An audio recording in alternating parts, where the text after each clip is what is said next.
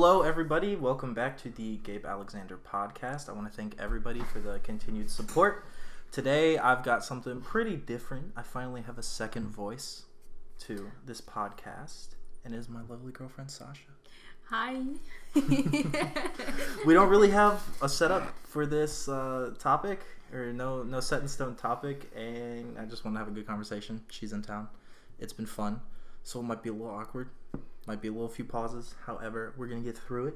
We'll probably just start off talking about what it's like growing up in Russia, of all places, and all the way up into our long distance relationship as it currently stands. So take it away, Sash. Tell me and everybody, tell the world about growing up in Russia. All the fun stuff you did. It's fun. It's very dangerous too.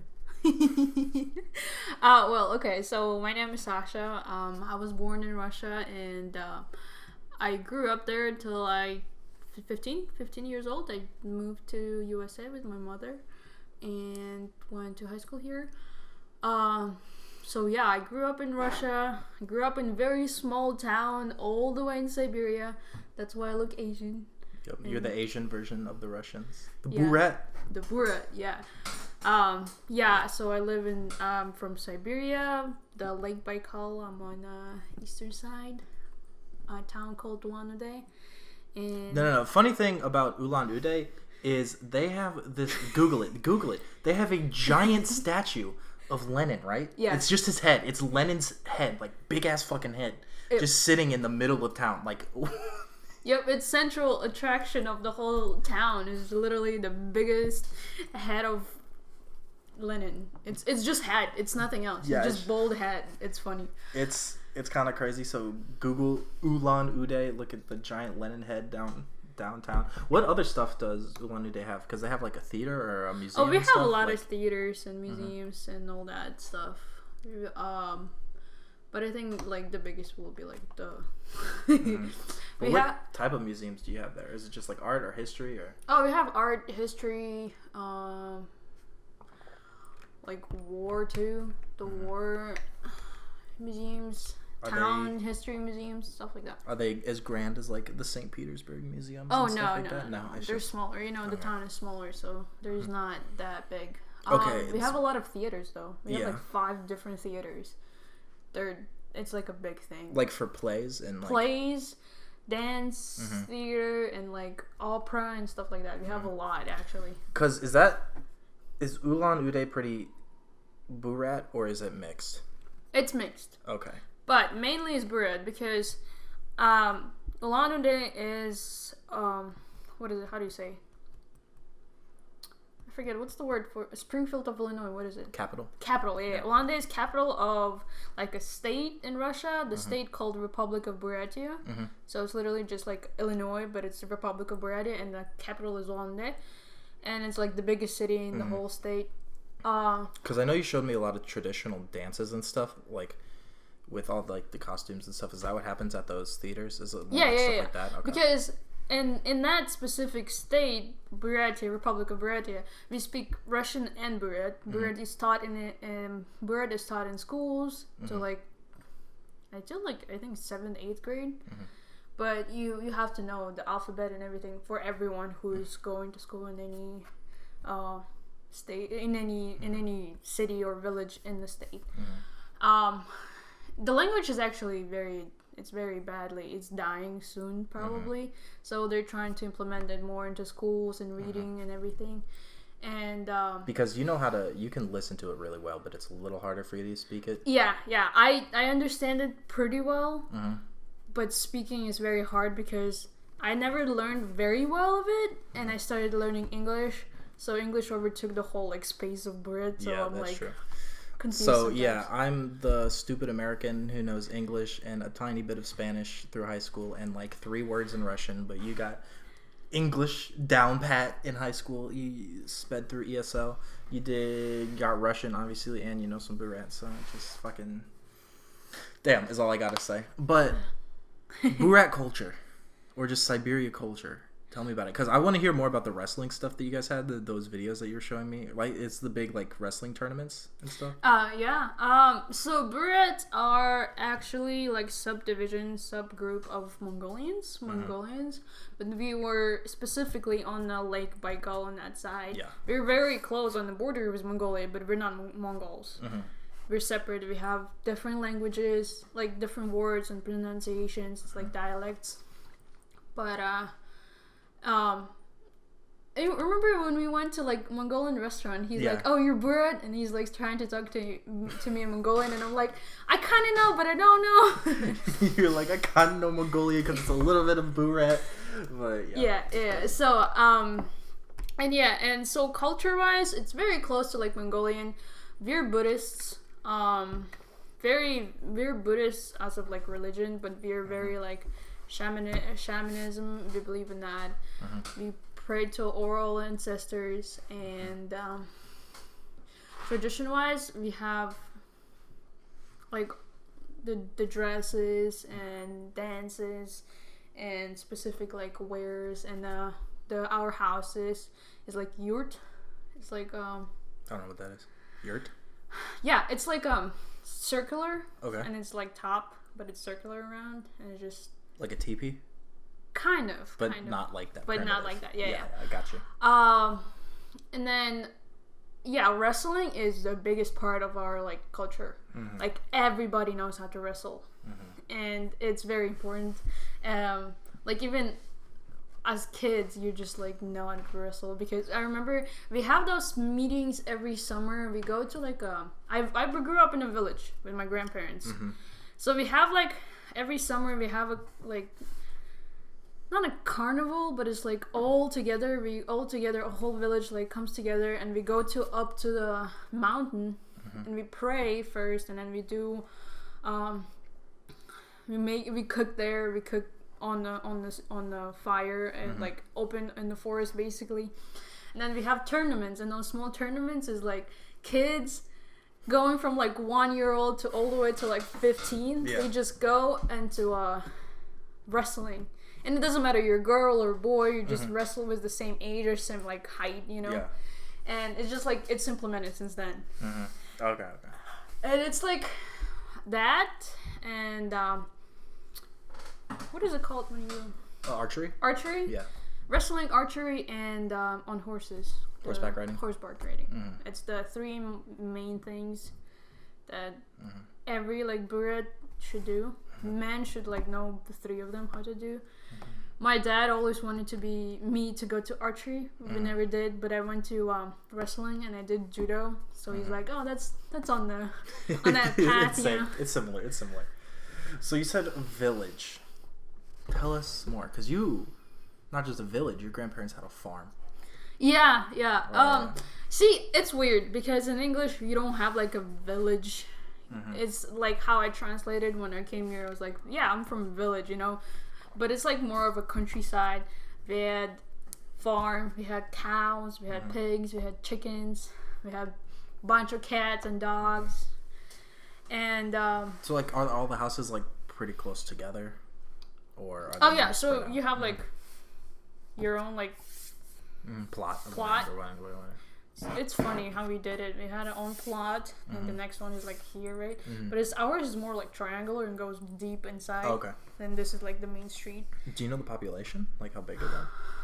Oh, my actually was pretty big. Was it? Okay. It's pretty big, and where my grandparents lived, it was actually super close to the city. Like okay. I'm just like remembering now. I'm like that was just not that far away as I thought, because even when I was in 7th grade, I lived there and I went to school in the city. Yeah.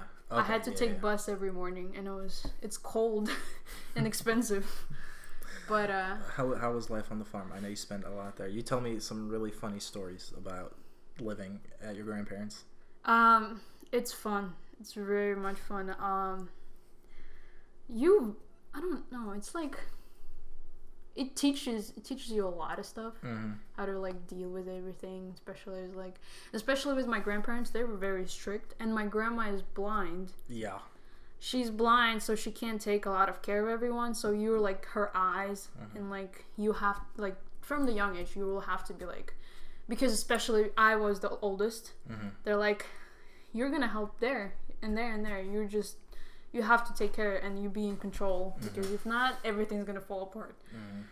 And so yeah, I always helped. I was the first one to help, and just be especially with like you're a daughter. Yeah. You're always there, like cooking, helping, and yeah. But we never actually. There was never like being like bigger gender dividers. It's more of like the men will go and like my little brothers cousins will go help, and like my granddad to like make the what do you put for the fire? Logs, yeah. But then by the time I was like 10, I would go too. I would go do the logs too. Yeah. You have like a and go to the well big, and all that. Yeah. What was your like favorite animals on the farm? Or was it just cows, or it was cows. I don't remember pigs, but I know we had pigs. I never really liked them. They were dirty. I loved cows. So one time I had a fight with my grandma. Yep. She was like, we were fighting about school for some reason, and I always was good at school, but something happened and I didn't want to do it anymore. And she's like, what are you gonna do? What are you gonna do for a living? And I was like, I'm gonna be the what is it called? Herder, like herder. The cow herder. I'm gonna be the herder. And I had a bike. Like I biked since like 5 years old. I always had a bike, so I was like, I'm just gonna go and be a herder on my bike.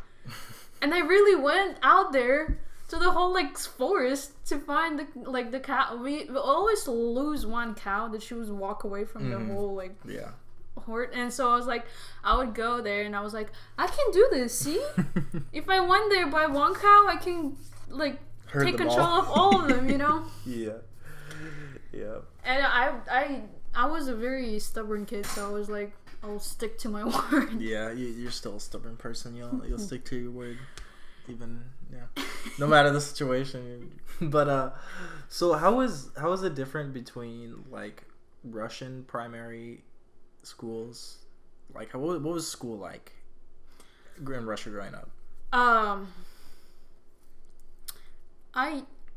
I think it's because probably I like my experience in school in Russia a lot, because I was the popular kid in a way. Yeah. I was good grades, and always and the only girl who like I would grew up as of like there's no gender roles for me. Like I thought everyone is equal until you hit puberty. But I hit puberty, yes. then you're like fuck. Yeah, until I hit puberty. But I would like fight everyone who talked back to me. Good. Or like it was like I was the class president. Like I didn't know that. I didn't know you're class pres. Yeah, I was class president for. Well, 1st through 5th grade doesn't really count, but Hey! Still get it in. It counts. But it was always like the boys will be like, like talking back or talking shit. So tell us a fight story. What's your best one? I remember there was one guy. He was always like picking on the girls. Now he would never really pick on me, but one time he just dared, and that day was over for him. We went outside. We had like a break. We can go outside. So like out of school because the toilets were outside too. Actually, my first grade. Oh really? Grade, yeah.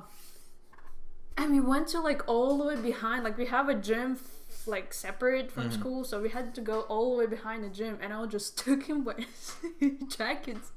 And all the girls like, good job, what are you like, thank you for like standing up for us. I was like, sure. You beat the shit out of him. Is what I heard. Nice, yeah. Nice. After that, actually all the boys were like, we're never fucking with Sasha, Now it sounds pretty normal about school, but the stuff I always found interesting and was like, damn, this would stereotypically happen in Russia is, when did you start drinking and smoking, Sasha?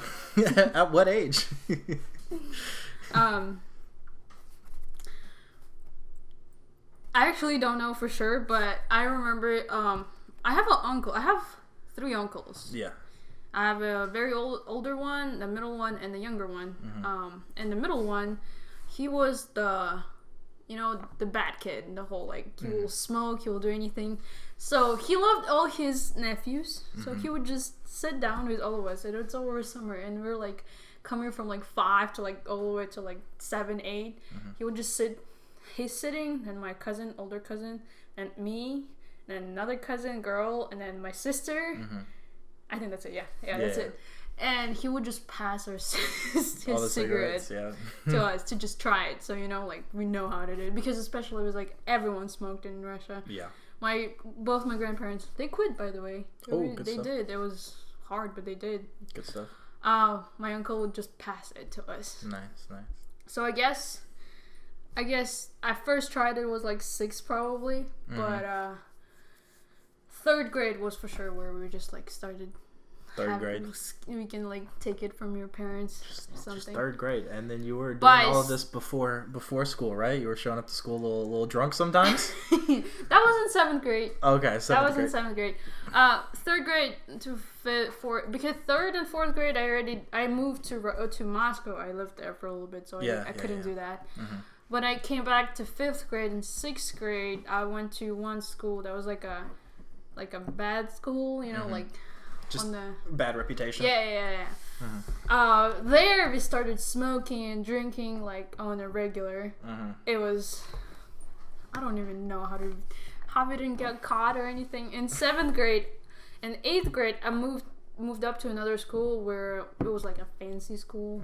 It was more for smarter kids or kids who had money to go there, And I was the only one who was doing bad stuff, and everybody liked that. Because there was nobody who was taking that right. So you kept your badass reputation from beating up kids or at other schools to being the cool cool bad girl at 8th grade school. Yeah, and the thing is, I still cannot believe myself that I still got really good grades. Yeah, I was good, and I kept skipping school almost every other day and going drinking, and my parents were strict. I didn't even go out. We didn't go out. We just skip school and do shit and then come back. Yeah, but I don't know. How did your teachers not notice? Did they just not care?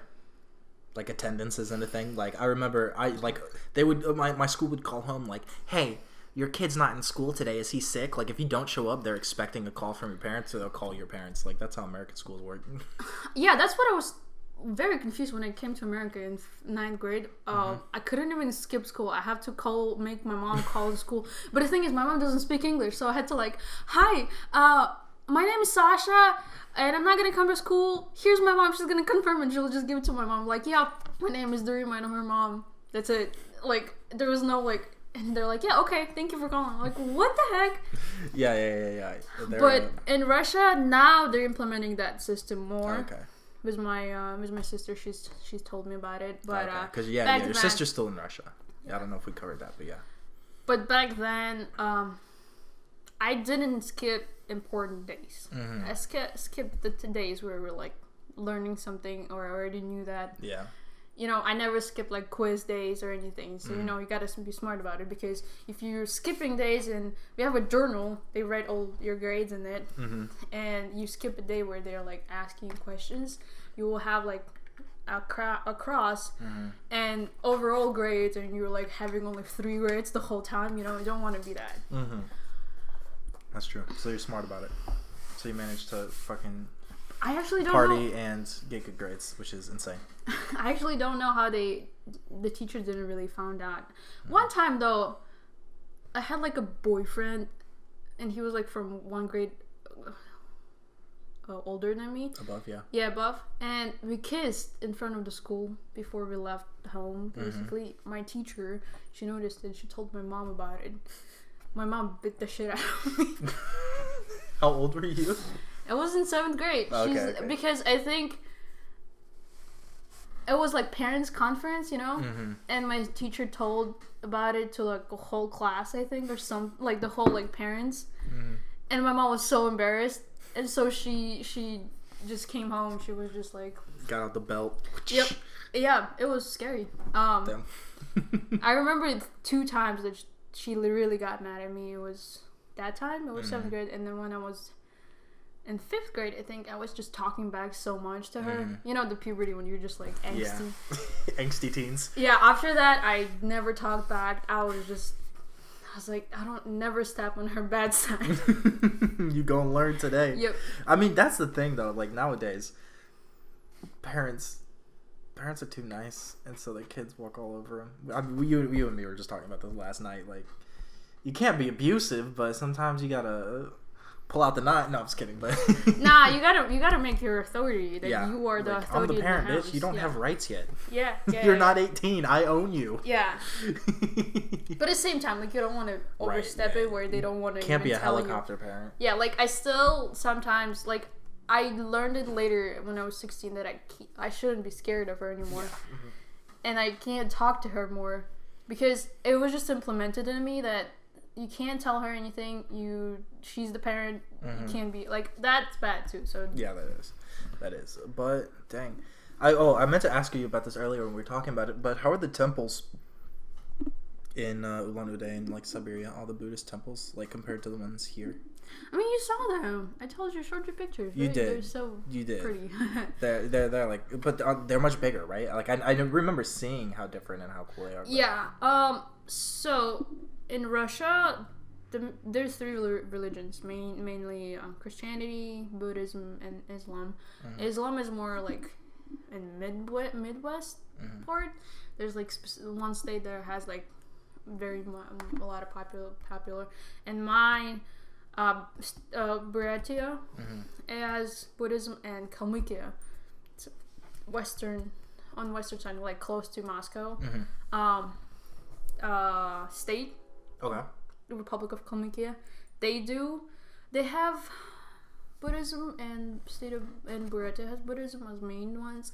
So in those 2 specifically, we have really big temples and Buryatia is the main representation of whole Buddhism in Russia. Okay.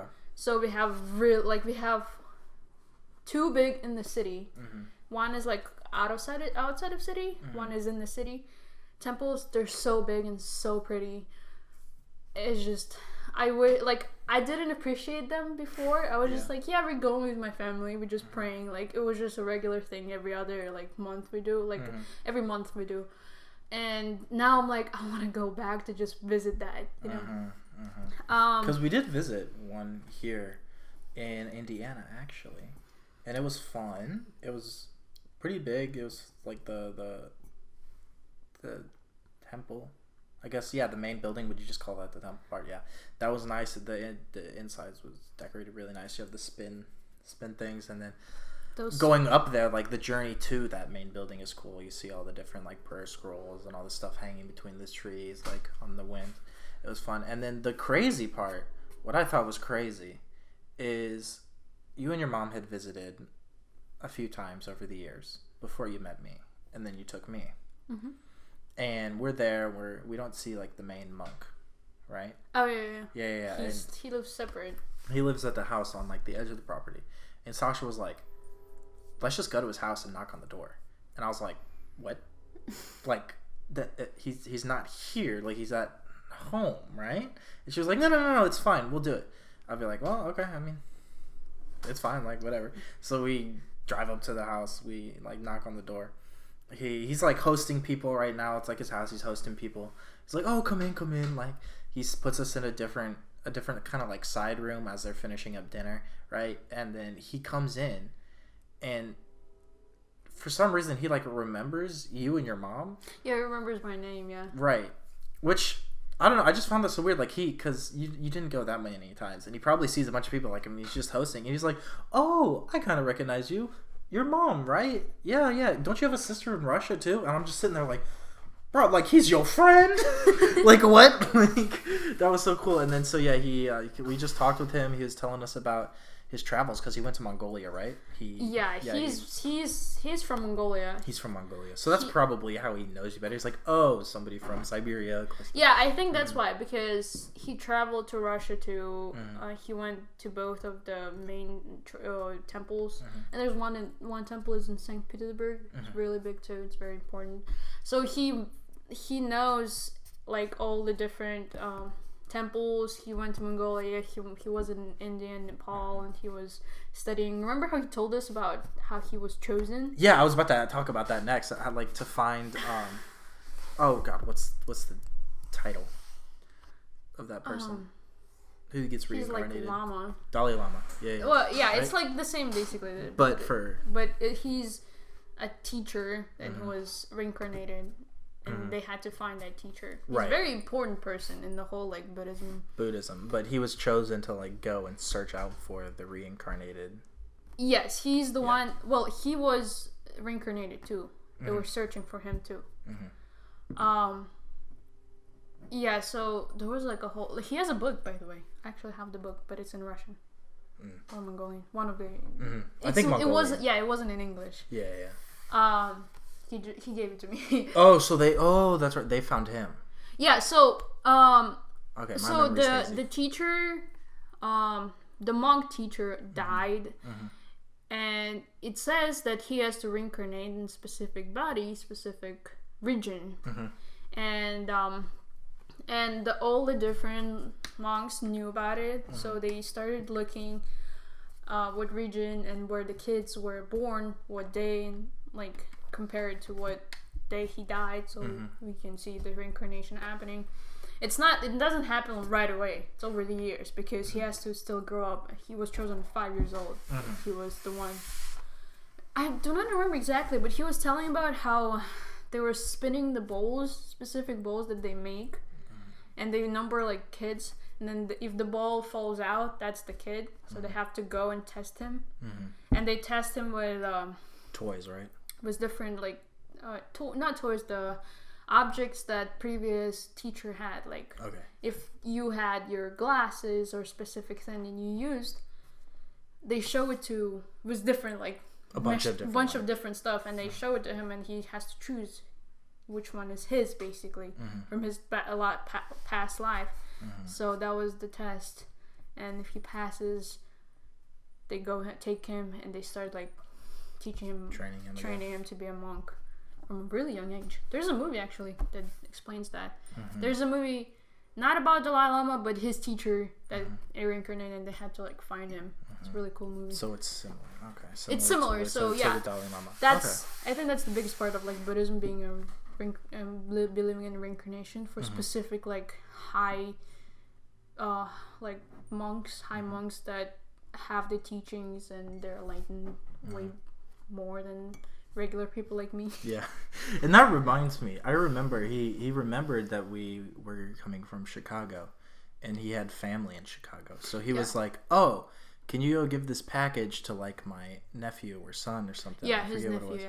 Which reminds me, granted, I am not an immigrant. I am a native to the United States, but it amazes me how like Sasha and her family can probably tell you the names of every single boo rat in the United States. Like, they're probably all in a Facebook group. It's so, like, it baffles me. Like, I don't know. They're like, oh, yeah, all these boo rats from New York are coming down. Or, like, they just have, like, get-togethers every now and then. They play, like, volleyball and soccer and smoke hookah and then just chill. And it's like, they're like, okay, I'm just sending out the pager to all boo rats from New York to from Washington, right? Some came from Washington, from Michigan, like, all over. Like, they all know each other. And it's kind of crazy because I've hung out with them multiple times. Like, I'll just be over visiting her and like not random people, they're obviously family friends, but like every now and then random people will be like stopping by in Chicago, so they'll just crash at their place for like one night or two, and they'll just leave. It's like a little pit stop for everybody. It's like it's so funny how you guys know everybody, and you just get together every now and then. You have all these pictures, these championships, and it's fun because it was really nice how many people came for the baby shower. For your aunt and uncle's baby shower. That was fun. We all went to a big old kind of like state park and just played a bunch of sports, smoked hookah, ate food. She's amazed how many people we have. So right, like if like I don't know, like the closest thing I am is like Native American. I'm not even very Native American like at all. Like I can't just imagine like, oh, I know all the Native Americans like. But I think, we're a very small minority. That's true. We're minority, and especially with, like, a lot of people who come here, they still want the culture to live on, right? And traditions, and a lot of like, you know, the same. You value the same things, and you want to have the same group of people you value with to come together time to time. You know? And you did explain this to me a little bit about like how if somebody's trying to immigrate to the United States, like a lot of people here still have family back in Russia, so they're like, oh, you know, I've got some family here, or I know somebody who immigrated here. We'll have them help you kind of get settled. And so, like, you come over already being introduced into the community, so it makes more sense that way. But it still baffles my mind. I don't know. The first time I realized that, I was like, oh, dang, this is so cool. Like, everybody. But, you know, the my hometown is small by itself. Yeah. And everybody kind of knows everybody. That's actually, it's so funny. Everybody knows everybody, and everybody dresses the same. Yeah. Because they have the same type of fashion. That was just a side note. But and a lot of like, I am your relative from like, you know, I have my dad, I have my mom, and my dad has another like his dad's family that is just like nobody like knows really. I don't really like, you know. And then this side of family from like my grandparents something. They somehow know each other anyway. So right, yeah. And they're like, yeah, so you know, you have your daughter, she lives in America, can she help out if my daughter wants to go there, you know? And it's like just the chain of like helping each other out. And it's kind of funny because how like when I met you lived with a lot of your family, like your mom. You had what I thought were two uncles, right, who were living there. It was you, your mom, Bias, and Jamyan when I first met you, right? Yeah. Was anybody else? And so what I think is funny is, like, I always assumed Jamyan was, like, your uncle until you told me that him and Bias were just best friends. And it was Bias who was going to go to America first, right? Yeah. And then Jamyan's like, I'm going too. And then, like, now he just, like, you guys live together and, like, you guys have different jobs. And I don't know, it was so funny because, yeah, just tell me about them and their friendship and how all that worked. So Jamyan and Bias, I call him uncle because he was always there. Right. He was our neighbor actually, from my countryside village that my grandparents lived. He was literally the next door neighbor, and they were the same age. They're the same age as me and my uncle and Jamyan, Bias and Jamyan. So they grew up together, but they went to different schools, but they still knew each other because how they were next door neighbors. And Jamyan actually went to China. He studied there for a long time. Oh, he did? He did, okay. Yeah. Oh, so that's why he has like experience of even traveling and adapting super quick and nice. But they went to separate universities. Jamyan went to China, and Bias went to Moscow. He studied in Moscow, and then he moved to America. And then in America, he was living and everything. And Jamyan was like, "How is it there? I want to know." He's like, "It's really like." I know you will be good here. You're gonna survive, and I'm here for you to help. He's like, you can come over, and he's like, all right. Yeah, because they're next door neighbors, right? Growing up. Like, yeah. So they knew each other. That's cool. I think they even helped each other because my Bias, my uncle, he was valedictorian. He's the smartest person. Yeah, he's a funny guy in the whole family.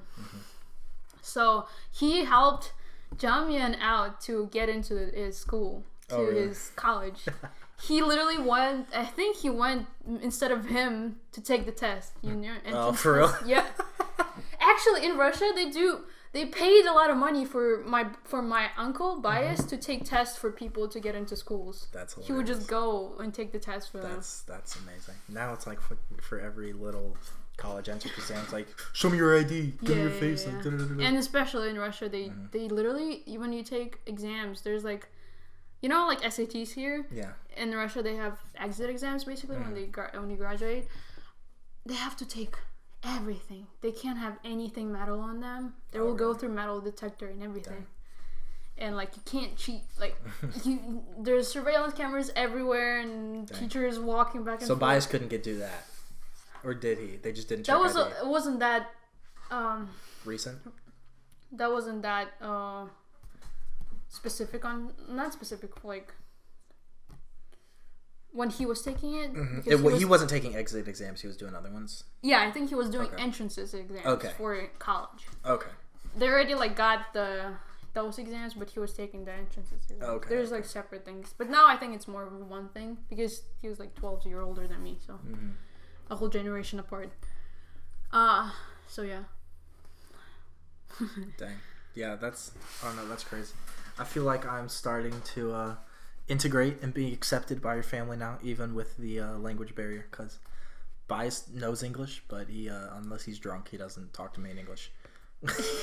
He just says hi.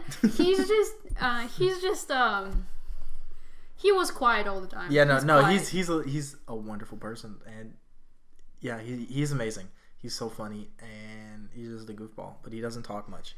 And when he does talk, it's funny. It's on point. Yeah. I just remember, I don't know, I feel like I was finally accepted when this was recent, we were just, I don't know, like it was past my 21st, so they were like, oh, have some drinks, you can drink with us now, even though we had been, but that's just me, Bias, and Sasha, and we were just sitting in your kitchen, and I was just looking, you guys have a big map of the world in your kitchen, and me and him were just like looking at that and talking about different points in history. And I don't know, it was funny. It was like for an hour, I'm just like looking at the map like, wow, that's much bigger than I thought. Like, oh, during World War II, I think I said something about World War II. And I was like, yeah, like America really helped, like we waited too long until, obviously Pearl Harbor happened, but I don't exactly remember what I said. I was like, but we won a bunch of battles. No. This was specifically about World War II. I was like, oh yeah, we helped win a few like important battles, and Bias just like looked at me like, bro, you know how much the Russian army suffered and held the German army like this and that. I was like, you right, sir. You right. You are very correct. Okay, well, I think that's because how in America they teach how like specifically how Russia started. I know about it. Like it was on the side with Germany, and then we started the war. But then Germany turned on Russia, so Russia was like, no. Yeah, Russia was definitely the allies. And then they turned back, and then the Russia helped to win the war. Mm-hmm. They were the first one to approach to put the, what is it called, the flag on. Mm-hmm. So I guess in a lot of things when I went to high school here, that was actually like the main point was that Russia was allies with Germany first. And they never talk about how like Russia was actually helping to win the war, mostly because we were on the border. Y'all held the line in the winter. Yeah. Like y'all. We have the St. Petersburg, right? Wasn't there something like right outside of St. Petersburg? Oh my God. St. Petersburg? I had in 3rd grade in Moscow. There was a lady who survived that. They literally were. Yeah, no. The Stalingrad when they were. Okay. Oh, Stalingrad. The hold the line. Mm-hmm. Yeah. Because the whole city was literally for a month they didn't have food. Yeah. She literally told us it was sad and scary, but we were 3rd graders. But she was telling us how her mother literally died in her on her eyes because of starvation. Jeez. Because she couldn't she gave all the food to the kids. Mm-hmm. Oh. That was disturbing. Yeah, wars are scary, man. Yeah. Like, wars are still scary, and salute to all our troops and stuff, but I have a feeling like now you ain't in that crap as much as it used to be. Like trench warfare, reading about that, and it was disgusting. All the diseases you'd get, all the gases. Ugh. Yeah, and I think everybody was affected. Like it's like. My great grandma. I have a great grandma. She's turning 90s and she's alive. Funny. She's alive. She's alive. She's funny. She's preparing to die every year. She's like, I'm ready, and then she's like, no, I'm not dying this year. I was like, lady, slow down. Didn't she just say she was ready to live more or something? Didn't something just happen? Because I remember you telling me she was like, okay, I'm ready to die, and then she's like, I'm not dead yet. I was ready. Now I have to get ready again. It was because she was like, I'm ready to die. She was like, I'm not gonna die in summer because it's too hot and it's bad for if you're gonna prepare the body. It's bad for the body. She's like, I'm not gonna do that. I'm gonna do fall, and then she's like, and she's not dying. She's like, okay, well. I can't die in winter because the ground is cold, so you're not gonna bury me. it's gonna be frozen. She's like, I'll wait till spring. It's like every year now she's doing that. Yep. She's been ready to die for what, like 3 years now? Yeah. She's been like, okay, we'll push it back a little bit. I guess I'm not dead yet. I don't know. But she's, that's a good, I feel like that's a good mentality. That's the thing. Like, you're not, like, sure the family's going to be sad eventually when she passes, but it's not going to be, like, sudden and heartbreaking. It's like everybody was like, okay, we've been expecting it. We've been preparing. Yeah, and the thing is, she's like, she lived, the whole life. She's the greatest person. I admire her so much. Like, I look up to her. She's something else. She never finished high school. Any school. She did 3 grades. She has 3 grades of education. Dang. Because the war started. Yeah. The World War II started when she was 9. And they couldn't go to school. They started helping out on making the clothes for and like the soldiers. Yeah, the factories. Okay. And especially she was like from the village deep and didn't have a lot of teachers. Older men went to war. So everybody had to help out. And then after that, she was like jumping from job to job. She was like working. She was a fisherman. She was sewing. She was what is it called? She was storage man. Then she learned how to do bookkeeping. Okay. She was that. She was a babysitter. She was like kind of like a babysitter for kids. And then she had 5 kids. She gave them all of an education. Her husband died. I don't even know him. I never saw him. Pretty early. I wrote like a whole essay about her. How she survived all of it, and she was what is when the metal use welding. She knows how to weld. Damn. She's just something else. And she still like kept all her kids had houses. All the kids were fed and everything. My grandma, she's the oldest daughter of hers. She always remembers like she was always working 3 jobs all the time to keep the kids fed. And my grandma was taking care of the kids because she was the oldest. But she was like, I'm amazed. And then I'm amazed by my grandma. She was blind and she... Right, so you had the great-grandma that had very little education, still managed to get all of her kids educated, and then that led to your grandma, who went blind giving birth, right? Yeah. And still raising the house, like, she's still doing her thing and doing it well. Yeah, like, and my granddad was actually alcoholic at that time. So she was like, so how she told the story, she always tells us, she's like, I just literally didn't want to deal with your granddad, her husband, being alcoholic. She's like, I just let him do whatever he wants to do because I need to focus on the kids. Yeah. After literally bias, he's the youngest. When he went to college, she literally took the whole attention onto him, and he's not drinking anymore. Right after that. Good stuff. Yeah. Damn. So you have a very interesting family history, and yeah, it's crazy. It's insane. But I think that's what it makes me. Right. Yeah. It's very hard, and everyone in my family has a different story, and the different story is like every story is crazier than the other one. Like everyone. My family tree, nothing too crazy. My mom and dad kind of came from very polar opposites. Like my mom is pretty wealthy. Yeah. Her family's pretty wealthy because I mean, when we started dating, we stayed at their house a little bit while they were in Florida at their other house during the winter, and that was a big house. And we utilized their condo at the Lake of the Ozarks, so they're well off. Yeah, I did not know that. I was just like, oh yeah, we have a condo. I was like, oh, I don't even know what the heck is condo. It's like, it's probably just an apartment, and I don't know what the lake is, like what Ozarks Lake even looks like. Yeah. Or like, if we're gonna go for Christmas, I was like, all right, we're gonna stay at this grandparents' house, and then the grandparents' house is huge. I was like, oh, cool. Yeah, they came from a pretty nice background. It's actually funny. My grandma on my mom's side was a teacher, right? And so she just made a little bit of money. Teachers kind of get screwed over. But my grandpa, he was a psych major. Oh yeah, you told me. He was a psych major. Couldn't find a job because I don't know. He had like a school counseling job, didn't like it, and was like, "Yo, I'm gonna make money." So he got into real estate, and he just made money, and he's still doing it. He's still got a few properties. I helped clean them up when I was in town over the summer. He was a freaking politician too, like low level, local, but he ran for office and like got different.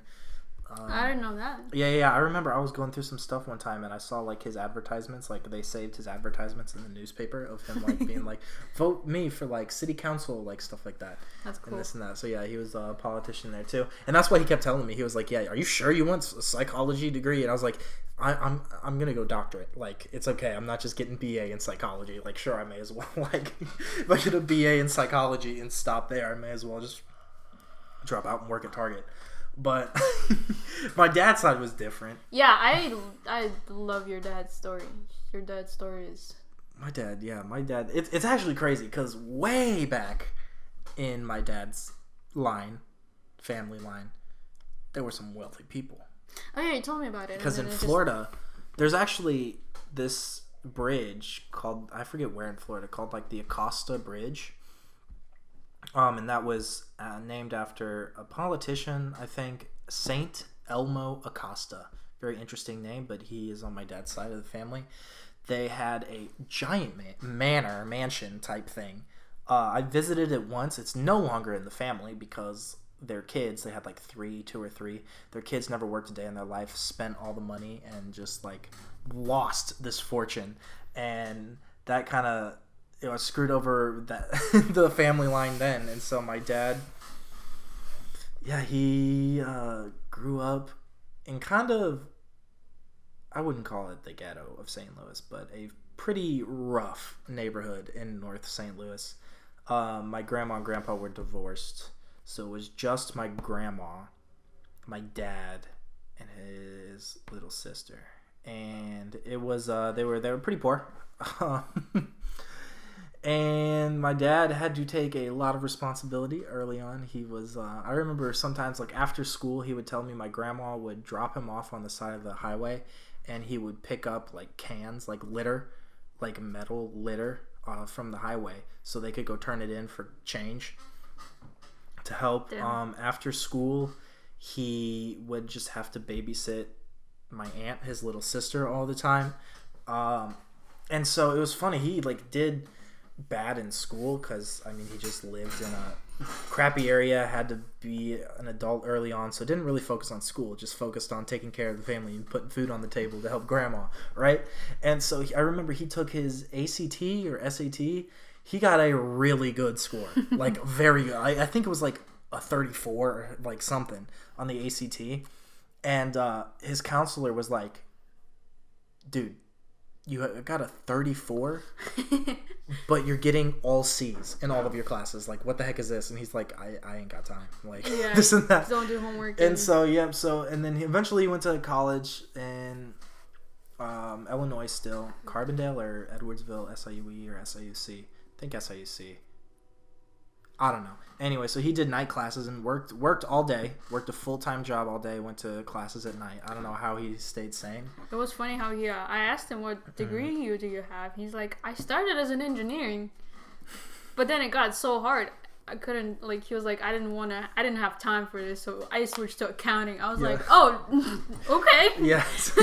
So he did accounting, but now he's just a construction. But he's not just a construction worker. He, like, manages and hires and runs the project. So now he works all over the country doing stuff. But one crazy story from his childhood, other than just beating people up who tried to, like, rob him for his bike and stuff, he told me that, and I don't know why I like telling the story. It's pretty messed up, but I'm just like, dang, Dad, it seemed like you were in the trenches. My dad's friend's father was killed in a car bomb because it had something to do with some, like, mafia gangster stuff. Like, his friend's dad was blown up while starting his car. And I was like, holy crap, man. Like, that's some New York gangster, like, in St. Louis. But, yeah. And then my mom and my dad met in college, and now I'm here living a very privileged life that I'm like, I know, and I appreciate it. But yeah, definitely not as interesting as everything you got. It's different. That's why it's different stories. Dang, we've been 50 minutes already. This is longer than all my other podcasts. My other podcasts are like half hour. Oh, really? Yeah. We have 50 minutes already. Yeah. However, we still got more to go. We got two people talking. Yeah, that's true. We got more to go. Do you want to talk about kind of, I guess, our relationship and how we met and everything up to here? Because we got some good-ass stories. Yes. So how did we meet? How did we meet? We met at, what I like to say is, we met at a party we both didn't want to go to. That's true. And we have a mutual friend, and he invited me and a bunch of the boys to a party, and apparently he invited Sasha as well.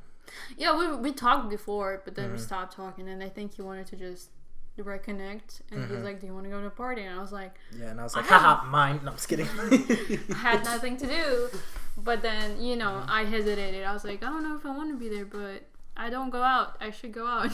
Yeah, I almost didn't go to that party either, so I don't know. I guess it was fate that we both were like begrudgingly went there.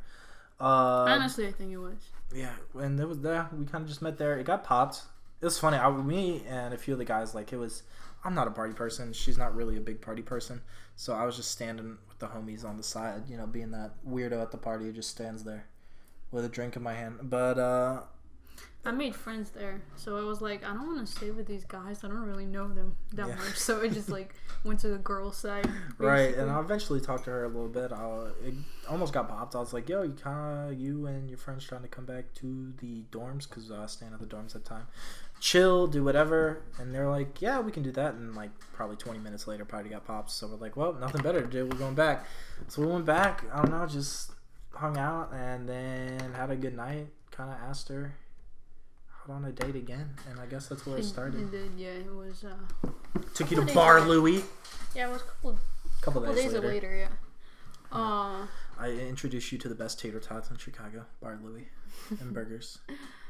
It was funny. He was like, "You want to go Bar Louie?" And I was like, "I don't even know where it is or what it is and how do I dress?" I didn't think it was a date. I thought it was just like hang out, I guess. And I was dressed. I don't think I made it clear. I don't know. Yeah, you didn't make it clear. It was like more like, do you want to grab some food? I was like, sure. And I was dressed. I have my style, and I switch back and forth from like classic, cool, and where it's like more streetwear. And I was full on streetwear girl that day. And he was dressed so nice. He was wearing a jacket, nice pants, and I was like, oh, I did not know that was the theme. No, but tell me what you were kind of thinking about on the first date, because I love how you tell the story like you were getting competitive or something. Like, oh yeah, all that? It was the first date, so it was just like I really didn't know him. It was more of like, you know, I'm the guy I met at a party.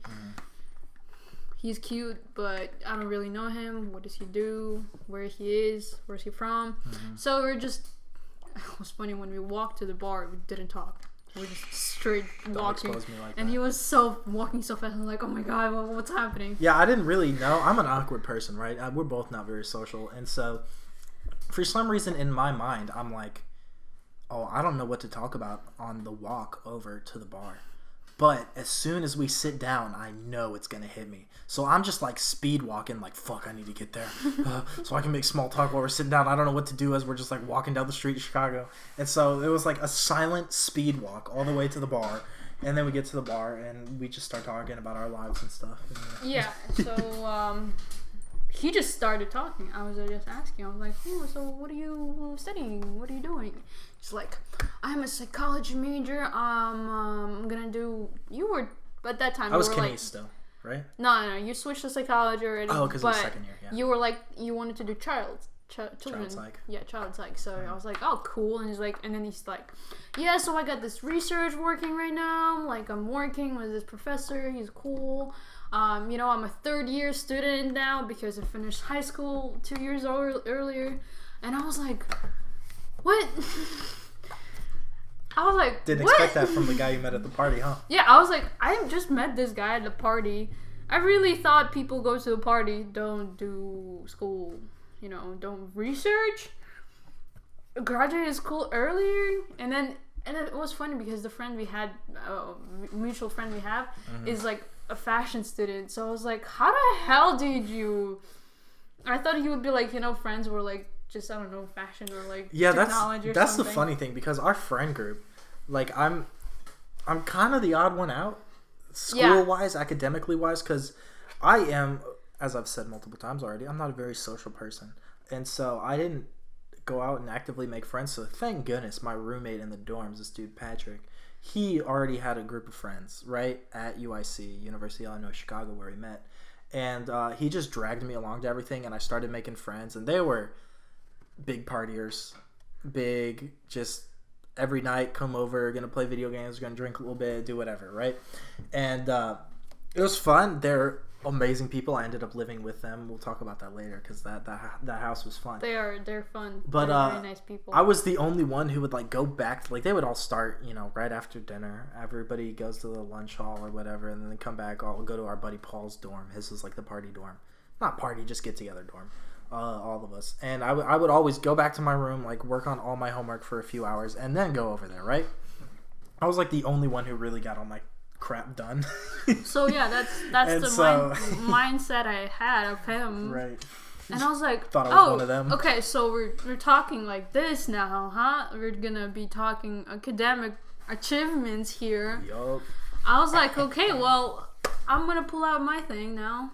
And mine was, I'm an electrical engineer, was minor in math, and I was actually applied for the research for next semester after that. Yeah, because the research. I was like, you know what? I'm doing research too.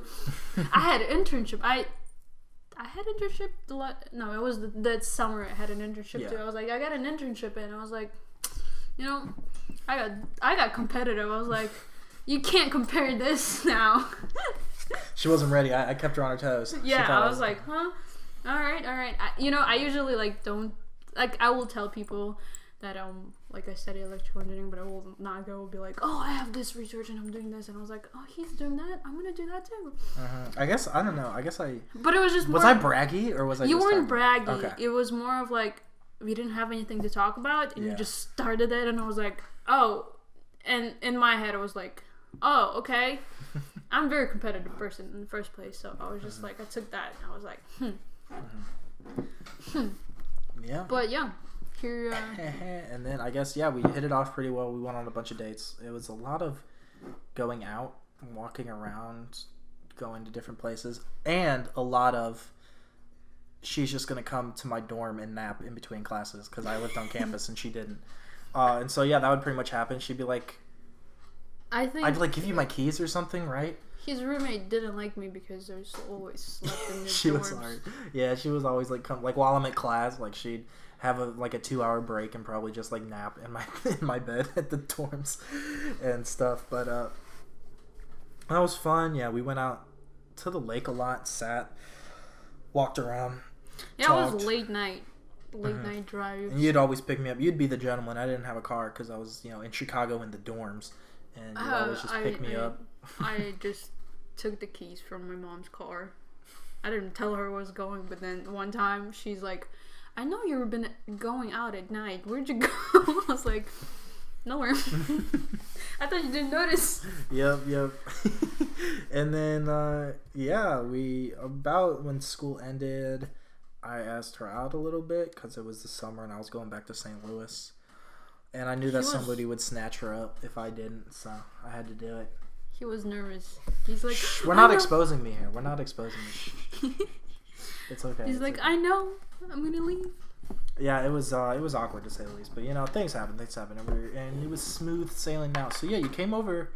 I got you to visit St. Louis a few times. We went to the museums. What'd you think of St. Louis? Tell me your thoughts. St. Louis is nice. It's chill. It's very chill.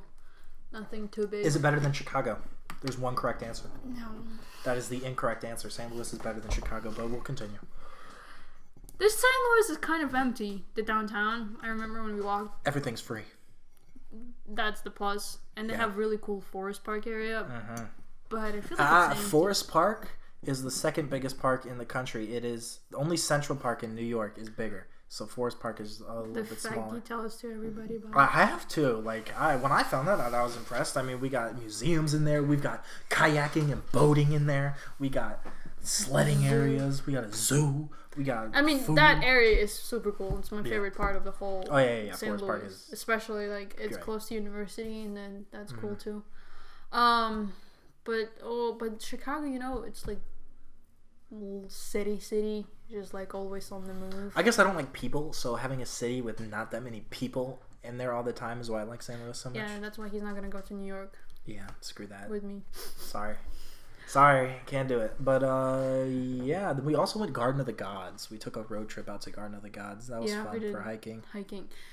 That man didn't eat before hiking. We didn't eat. I ate the leftovers, but I was like, he doesn't eat in the morning. It was so weird. I didn't. Yeah, I normally didn't eat in the morning. It was so weird, but then we did a good hike. It was a good hike. Yeah, it was fun. We went off the trail. I met his grandma that time. When you came down. I met his mom literally the day, like the week we started dating, when she came to pick you up, and I didn't think I'm gonna meet his mom. I was like, all right, I'll just help him out to pack, and then I'll just go to work. He's like, no, let's go meet my mom. I was like, what? yeah. That was cute though. She was very nice. I was scared. I was like, she's probably gonna think, who is she? What the heck? But yeah. I was seeing that pretty early, and then you came down during the summer. I saw your sister. I met your sister. My sister and my grandma, because my mom was out, and so my dad was out working too. I met your dad during Christmas. Oh, my first Christmas. Her first Christmas celebrated with me. Let's go. Yeah. Next Christmas coming up. We doing round 2. Yeah, well, I think it's probably gonna be a tradition now. My family doesn't celebrate Christmas, especially with now. My family is interesting. Yeah, all over the place doing things.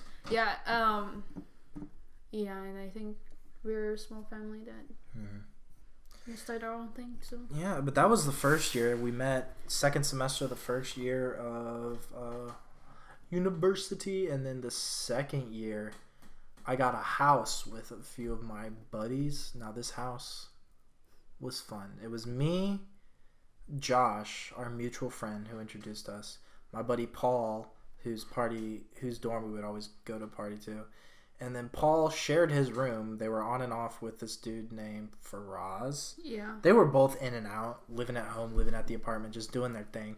And then my buddy from St. Louis, Jake, homeboy, day one, came up from St. Louis to live with us. So it was like 4 rooms, and our house was the spot. It was so much fun. It was right next to campus too.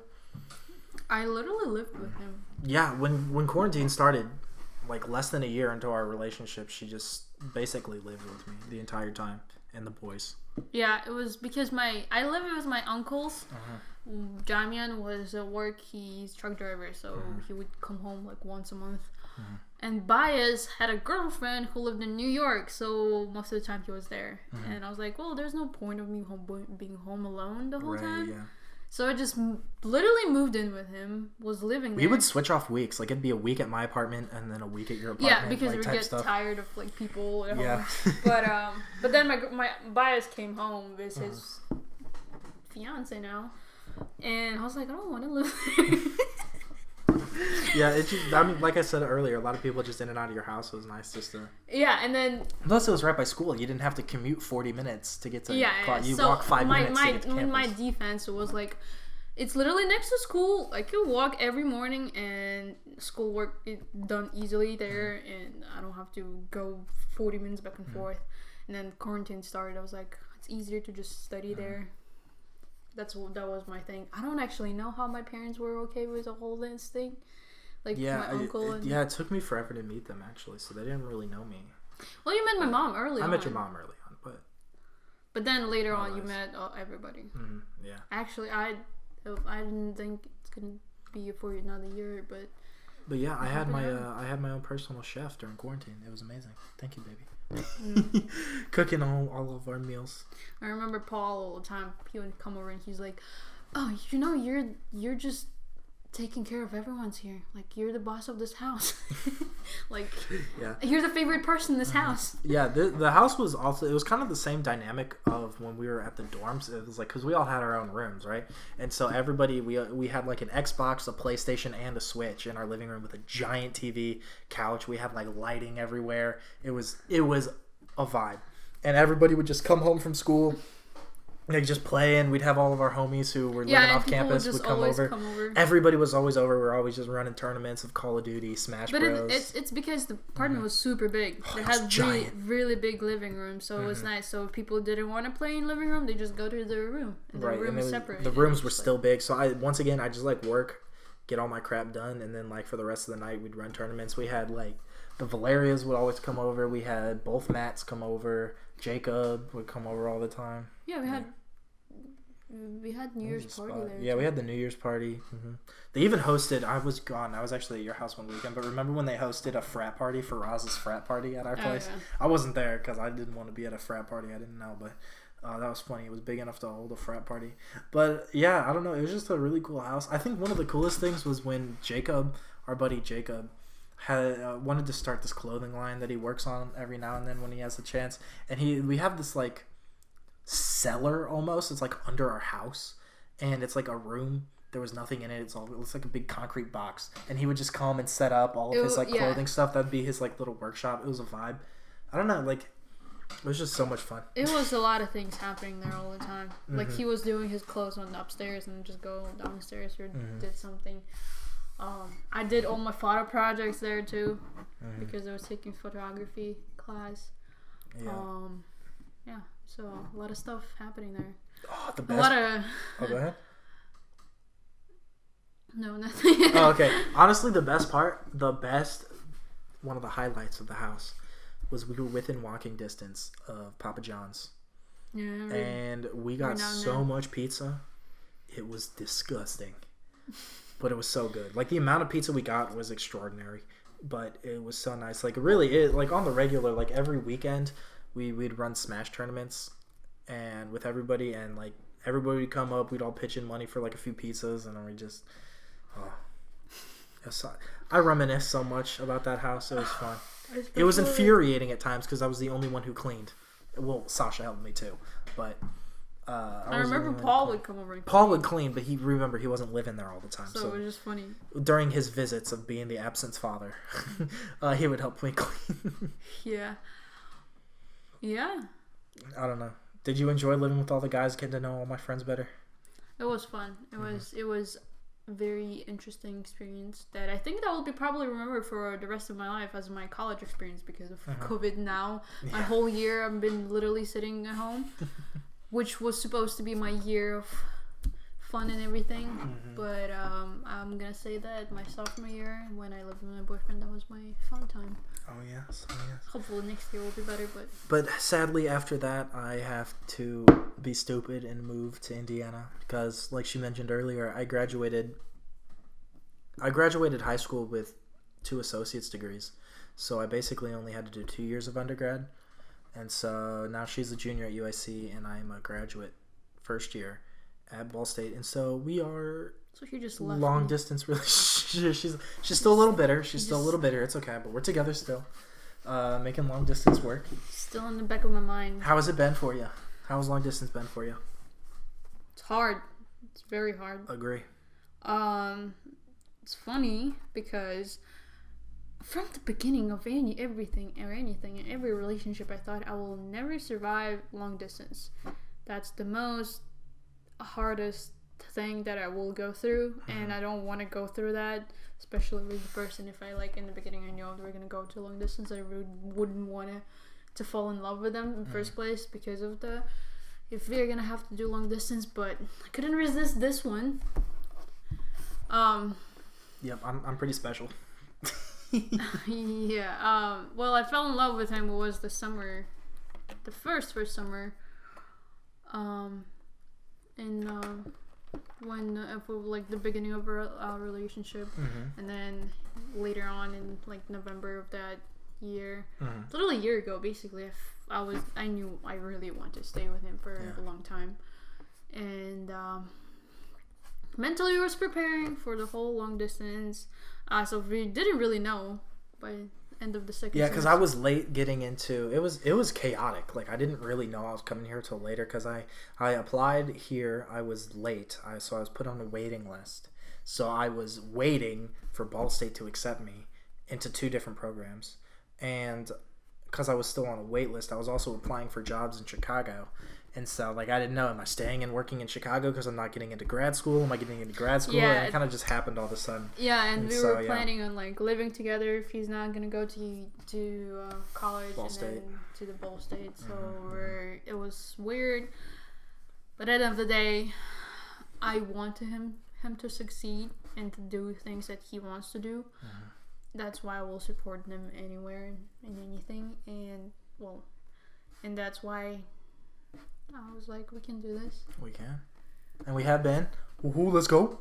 We had like a trial run over the summer. That is true. That did help a little bit because I wasn't living in Chicago over the summer. I lived in St. Louis and I worked basically a full-time construction labor job. And so every other weekend, or was it every weekend? Every other weekend. It was every other weekend I would drive up and spend the weekend in Chicago. We did that first summer. It managed.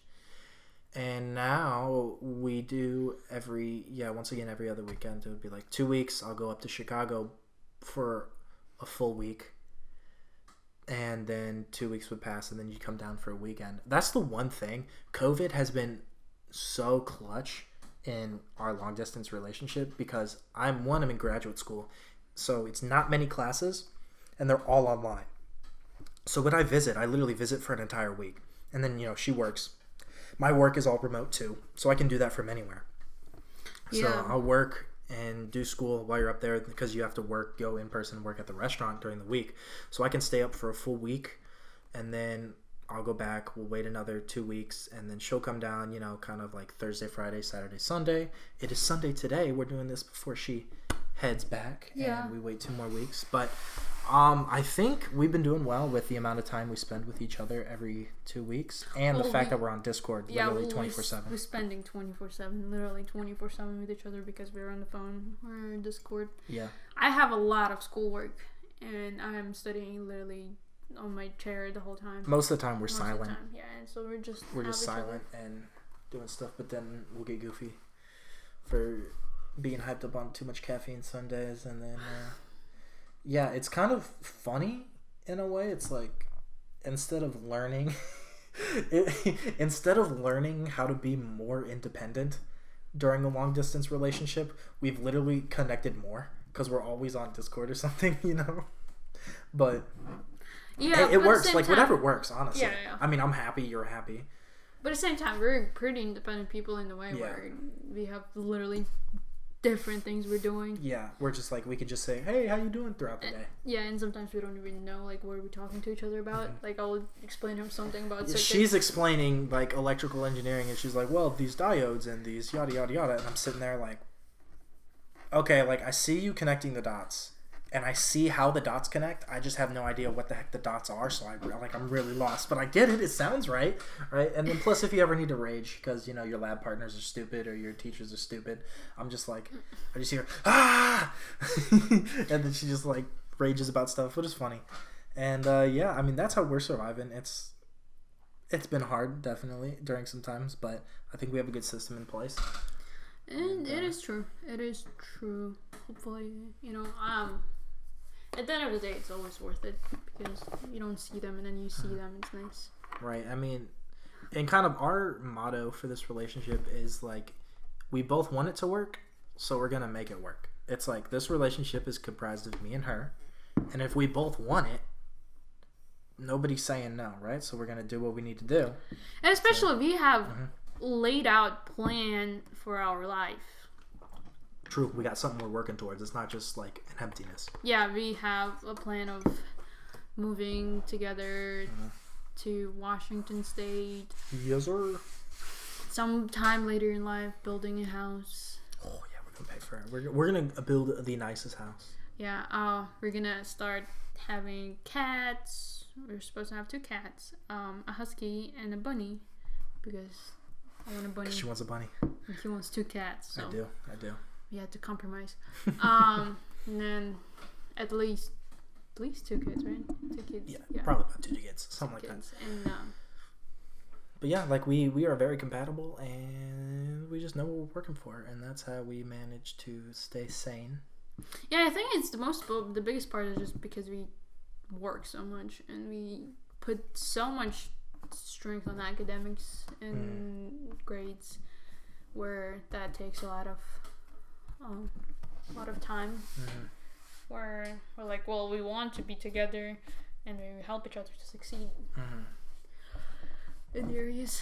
We'll do it. Yeah. So I love you. Dang. Okay. Well, hour 15. Anything else? We did it. It wasn't even as awkward as I thought it was gonna be. You did great. You did great. Yeah, I didn't. I was scared. But I think we really covered all our bases. Did we talked about everything. Do you like it? Yeah, I do. It was good stuff. All right, guys. Thank you so much for listening. If you made it this far, I know it is a juggernaut of an episode. But yeah, stay healthy. That's all I got. Be happy. Thank you. Yep. Yeah, sorry for long talk, but I'm not. They're gonna love it. All right, y'all. Thank you so much.